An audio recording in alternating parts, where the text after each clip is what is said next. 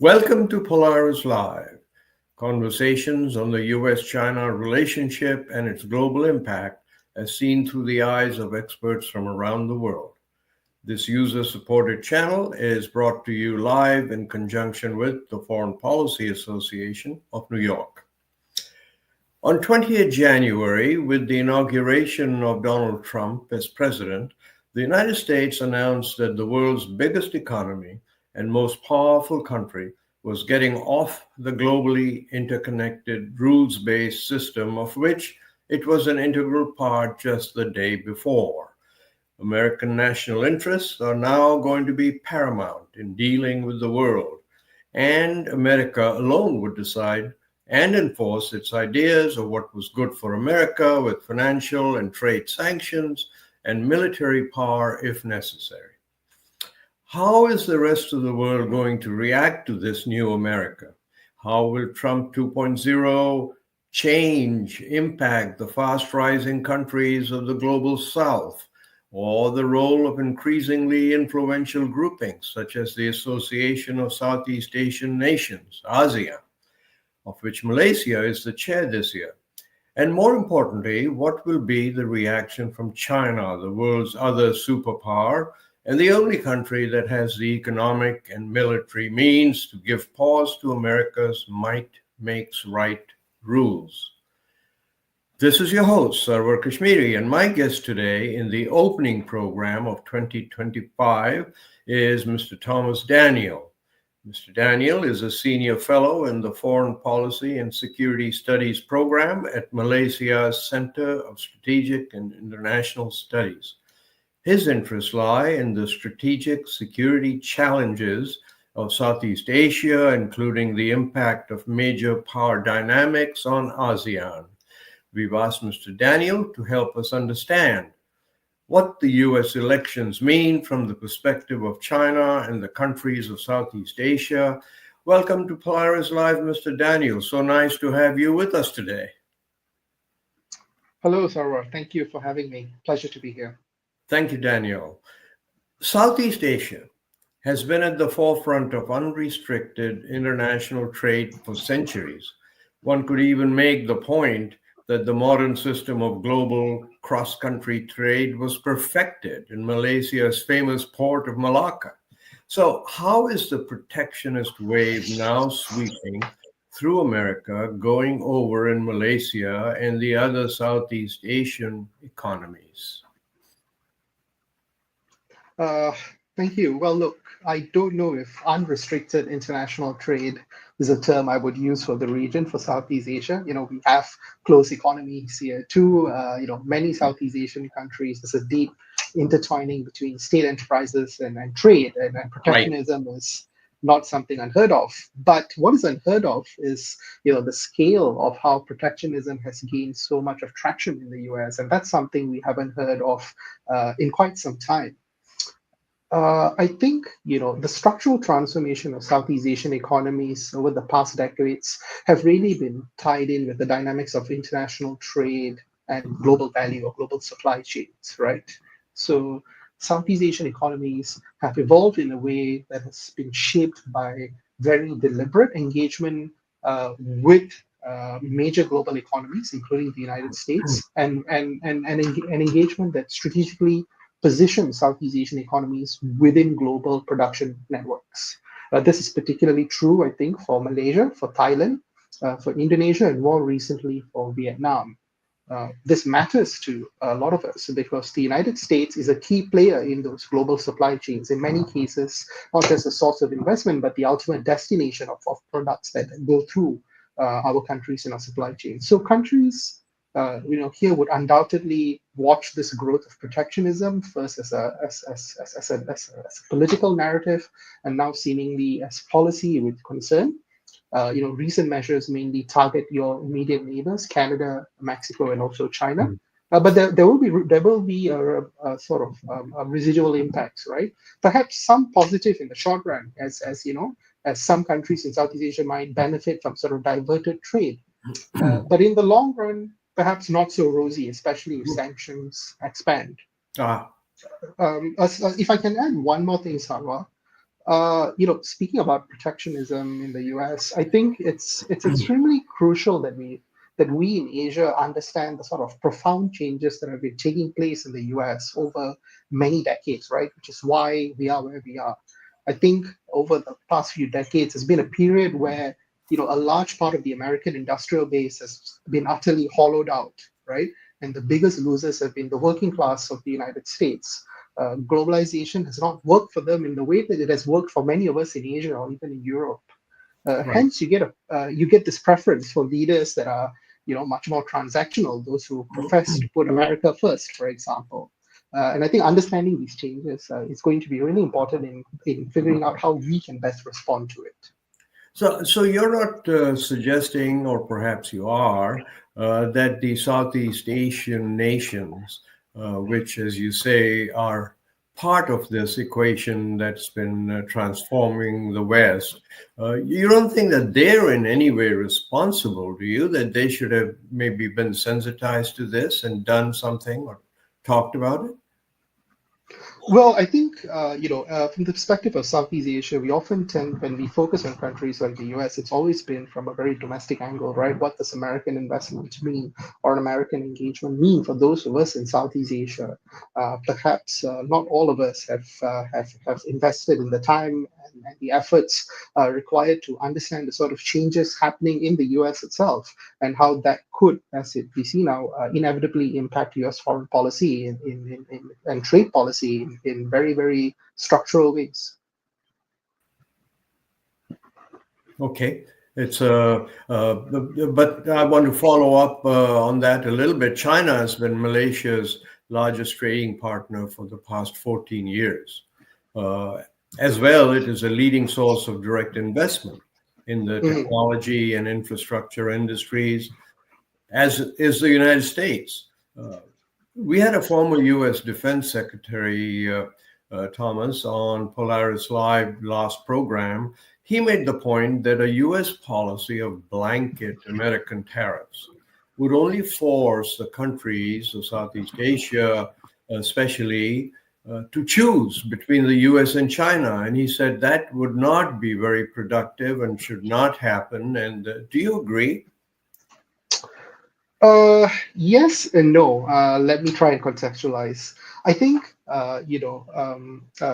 in Southeast Asia, well, especially in the case of Malaysia, as you mentioned, China generates a lot of headlines as our largest trade partner.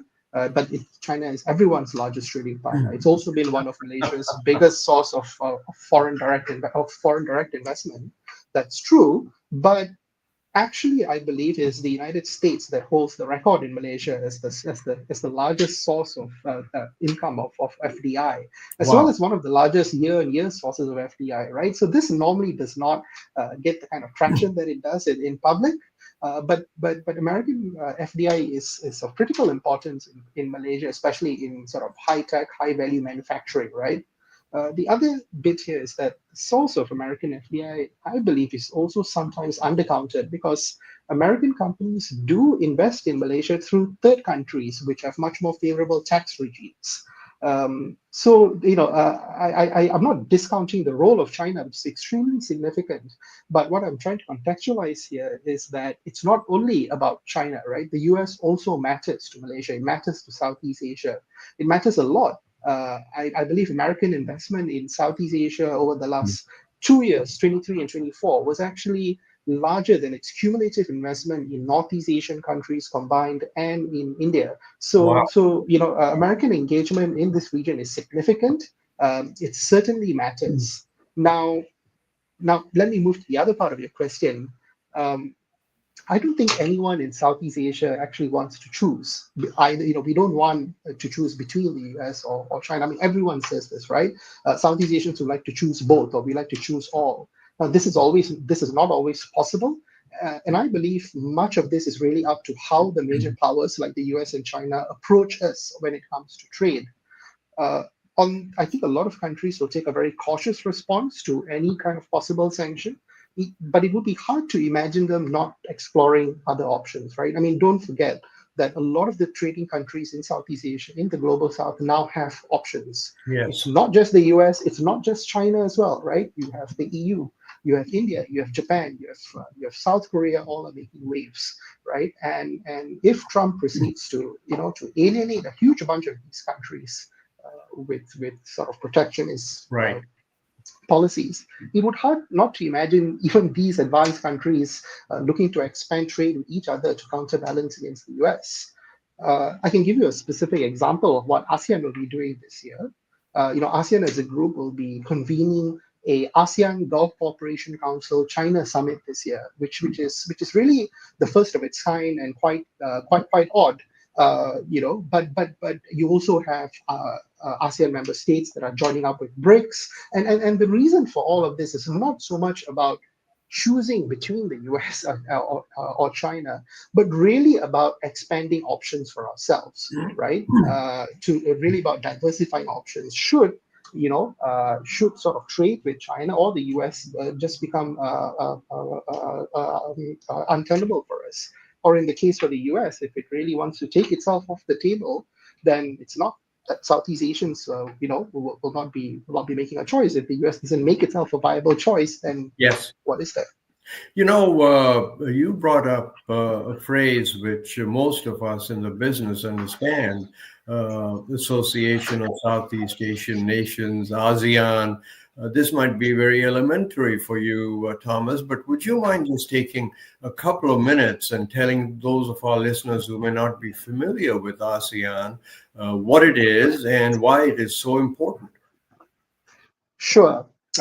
Let's try to do a compressed history lesson. So ASEAN, the Association of Southeast Asian Nations, right? It was formed in 1967. It's really within the Southeast Asian, within Southeast Asia. It's the first organic regional organization that originated from Southeast Asian countries. There were prior multilateral organizations like SEATO, but these were externally imposed and did not survive. Um, my argument is that ASEAN was formed in the aftermath of a conflict among Southeast Asian states, the confrontasi between Malaysia, Philippines, and Indonesia. It was formed as a way to address political issues at the leaders level to ensure that there would not be any sort of long drawn out conflict. That conflict was headed off among member states as the leaders could sit down and negotiate with each other, have other members of ASEAN sort of seek to play a moderating role, right? And all these founding states, Malaysia, Indonesia, Thailand, Singapore, and the Philippines, also happen to have shared concerns on communist expansions in mainland Southeast Asia. Of course, this was many decades ago. One of the bloc's biggest successes in recent years has been in promoting a greater level of economic integration among its members. ASEAN, was a key player in the negotiation of RCEP, which is the world's biggest free trade agreement. ASEAN also has a significant role in sort of convening multilateral mechanisms that really matter in the Asia Pacific, right? The ARF, which sort of goes back decades, not really active right now, but back in the 90s, the ARF was one of the largest and most inclusive forums of its kind. It was one of the few forums where you had North Korea actively participate as well. You have the ASEAN Plus meetings with its dialogue partners, and something that I would particularly like to highlight is the East Asia Summit.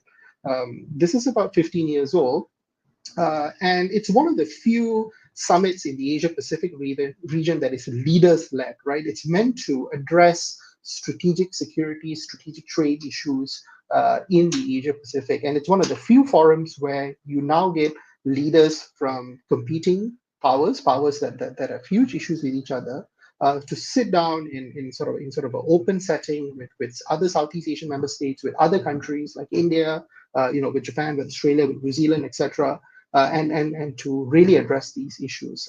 It's given that there's not many multilateral forums in this region at that particular level, I think there is some value here to that.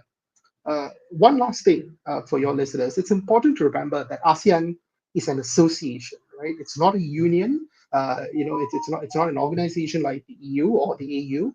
It's largely made up of post-colonial states, and this was very crucial in the forming of the bloc's norms and the values, right? So things like decision making by consensus, things like non-interference, all of which still apply today Now, some would consider this part of ASEAN's legacy that hobbles the effectiveness of the group today. And these are some of the challenges that the organization has to deal with as we sort of move on to the next stage of our community building. So ASEAN focuses largely on the economic and commercial issues, and not as much on the defense, cooperating on the defense side. So ASEAN has it's now 10 years into what it calls its own community, very different than sort of the community that the EU has. There are three main pillars, right? There is political security, where issues of defense, etc., are brought up.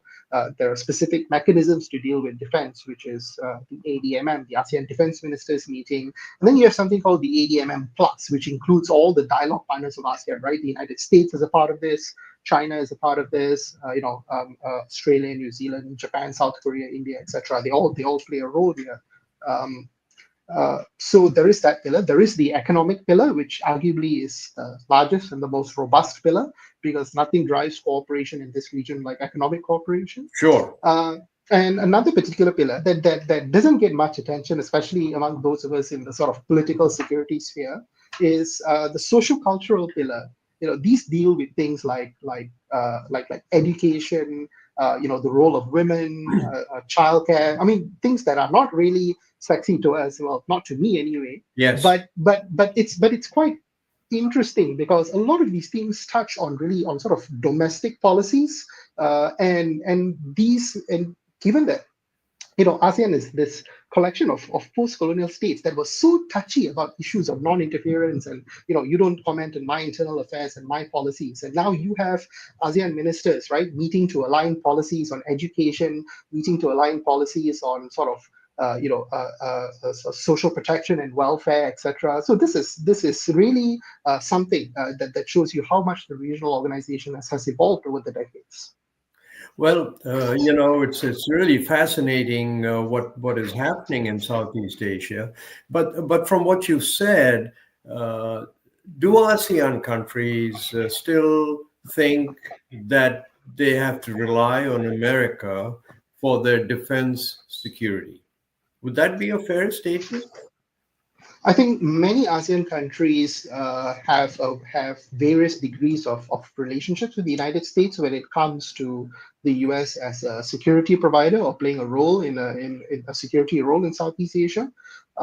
Two countries, I think, Thailand and the Philippines, are treaty allies of the United States. I think Yes. Thailand has the distinction of being one of the oldest allies, of formal allies of the United States. The US also has a very robust defense relationship, with Indonesia and with Singapore, even Malaysia, who we obviously have, very visible political disagreements with the Americans from time to time.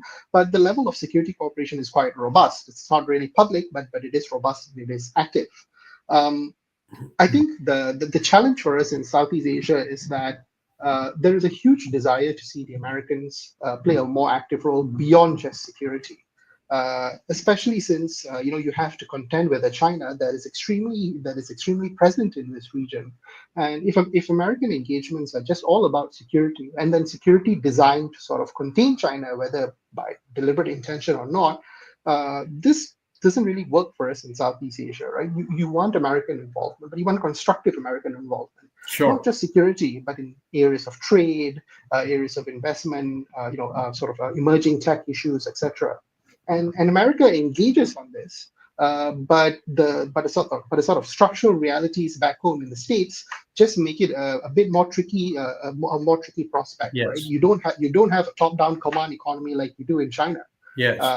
So it takes a bit more effort. It takes a bit more creativity. So, Thomas, let me take a moment to remind viewers that Polaris-Live is a commercial-free, entirely viewer-supported channel.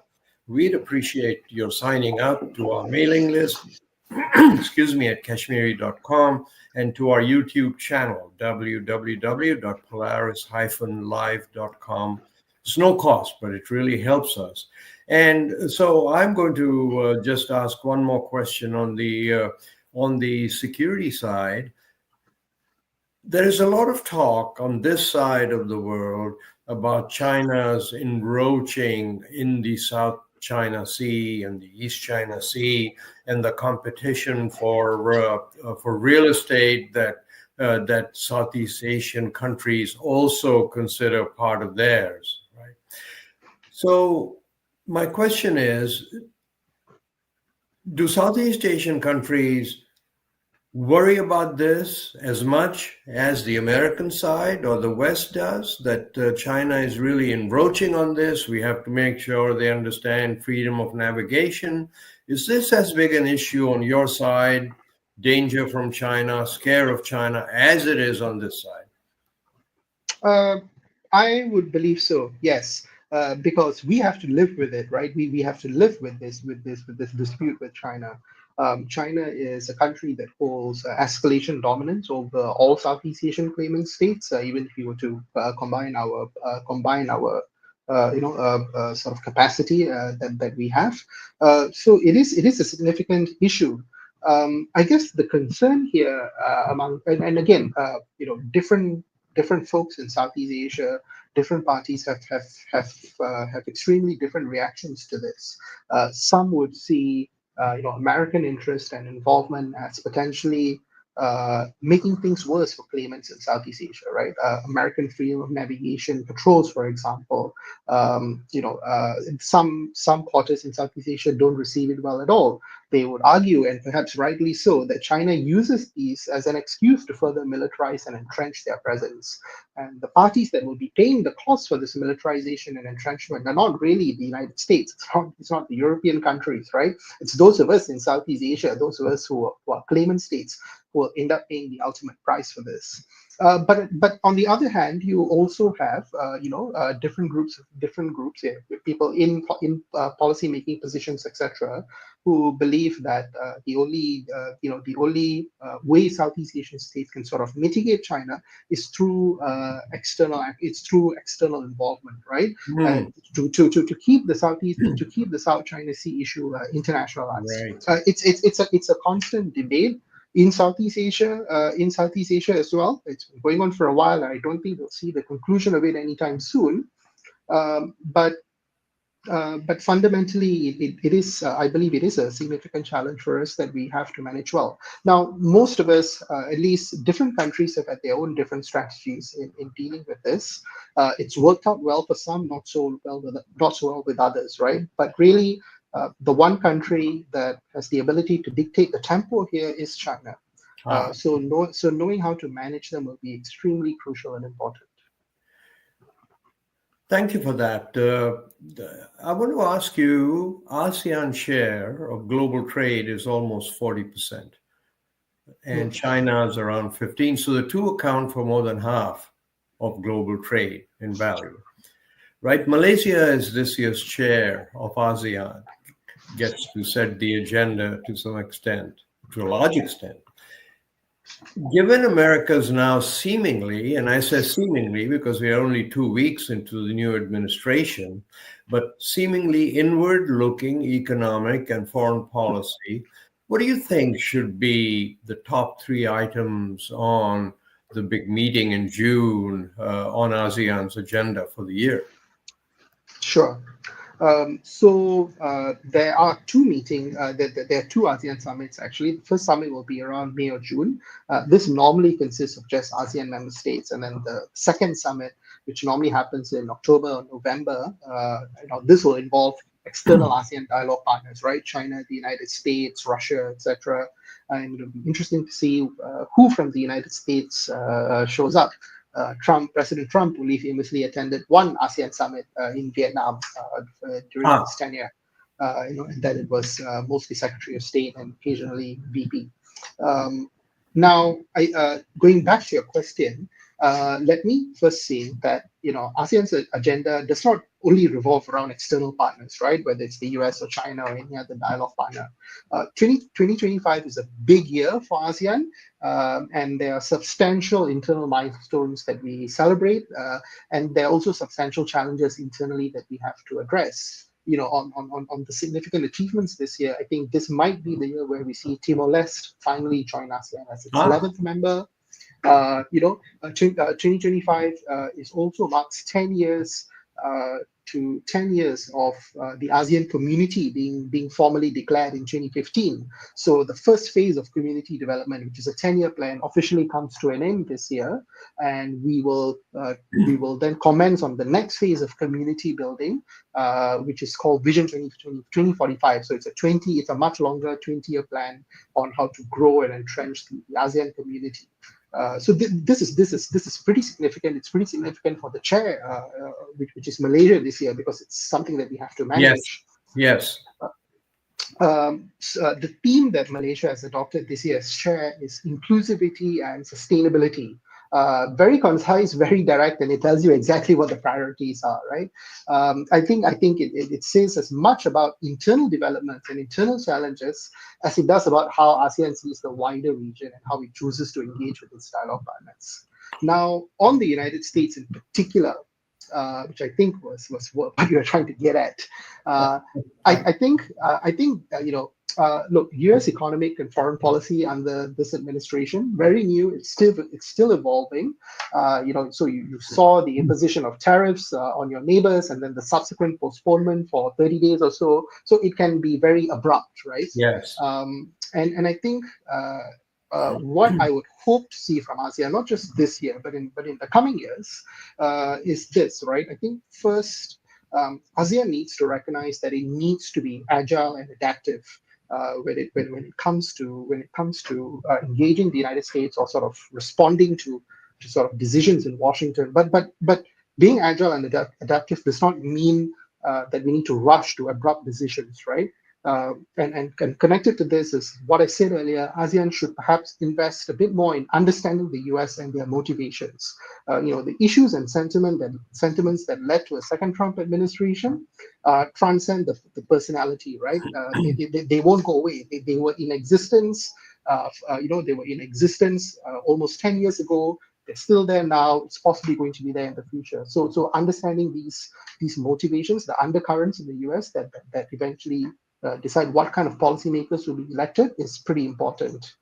Secondly, I think ASEAN would need to tactfully continue to engage the United States under Trump. Not engaging is not an option for us. And I think once you figure out, what the system wants, then perhaps we can figure out how to make Southeast Asia an indispensable or an integral part of that, right? So you need to demonstrate some kind of value, or perhaps in Southeast Asia's case, you need to remind the United States of that value. Because in many ways, ASEAN already is an integral part of American strategic and sort of economic engagement in Asia. And perhaps we need to figure out how to reinforce those bits of connections. The third and final bit is, we need to plan for options. And again, I think Southeast Asia is already doing this. You see greater engagement with the GCC, you see the ASEAN GCC summit, you see conversations with dialogue partners like the EU, like with Japan, with India, on sort of diversifying or sort of expanding trade. So ultimately, a lot of what ASEAN does here is really dependent on the United States, right? I think, we want the United States involved and engaged. It has been good for ASEAN, and I think it's actually been good for the United States as well. Let's hope the folks in DC see it this way as they sort of do the outreach to us. Well, it sounds like there's quite an agenda that is being put out, but it's consistent with what Malaysia's Prime Minister has always led with, right? The non-alignment, the diversity, the inclusivity. That's what he's known for. Particularly, Polaris-Live will follow this very closely, Thomas, because, we seem to, and again, it's early in the administration, be moving away from some of the core goals that drive Southeast Asian nations: diversity, inclusivity. I'm sure you read in the papers that these are not things that are very receptive to the new administration. So it's going to be a very challenging year. And we are all very grateful to you for opening the dialogue that will flow from this point on. I must now tell you that as much as I'd like to go on, we've reached that time of the year when our producer, Mr. Doug Blaze, hits the switch. And so I don't want to get cut off on that. I'm just joking. But let me thank you. Let me thank you deeply for helping us open this year with our event. And I hope that we will see you again very soon. Thank you so much for having me, Sarwar. Appreciate it. And thank you to our viewers from around the world. Please join us again on Polaris-Live.com as we continue to explore the most consequential relationship in the world, United States and China, and its impact on Southeast Asia and the world. Until then, goodbye.